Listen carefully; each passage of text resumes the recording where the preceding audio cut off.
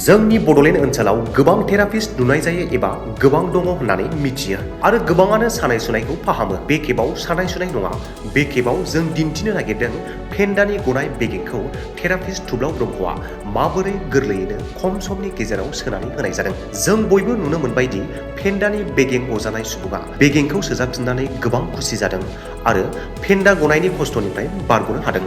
जों बेखौ मिथिहोनायनि जाहोनानो जाबाय बेबायदि खुगा, हान्थु, खेलाखुन्थि, फाफ्लि, एंकल हिप जइन्ट डिसलकेशन जायोब्ला जों थोंजोङै बड'लेण्ड थेरापिस्ट सेन्टाराव फाहामनायनि राहा दं खम समनि गेजेराव। आरोबाव गोबां खोथा मिथिनो थाखाय जगाजग खालाम 9974030738 जानबुं नम्बराव।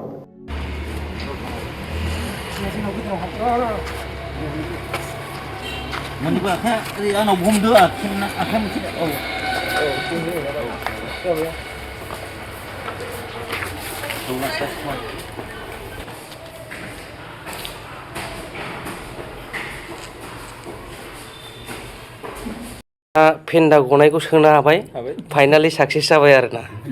सानथाम जाबायमोन खस्थ' मोनबाय थानाया। बिराद माबायदि मोनदों दा? फुरा रेजें मोनबाय दा सानाया? फुल इजि। डक्टरनाव लांदोंमोन, अजानाव लांदोंमोन, फाइनालि हाथाराखै। लास्ट टाइम नैबाव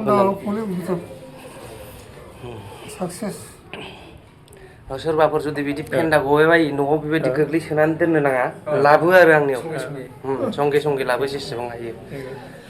बहा बहा लाना गिदिंखो दे खोन्थादो। सिगां लांनाया माबा थोरसिबिलाव मोनसे खेबसे एक्सरे खालामबाय, डक्टर देखायबाय, ओमफ्राय फार्स्ट गावबो सैज' हायाखिसै, ओमफ्राय जों अजा हमबाय, अजायाबो बुंबाय गदों, गाबोन हामगोन, समफोर हामगोन, दिनै साननै जाबाय।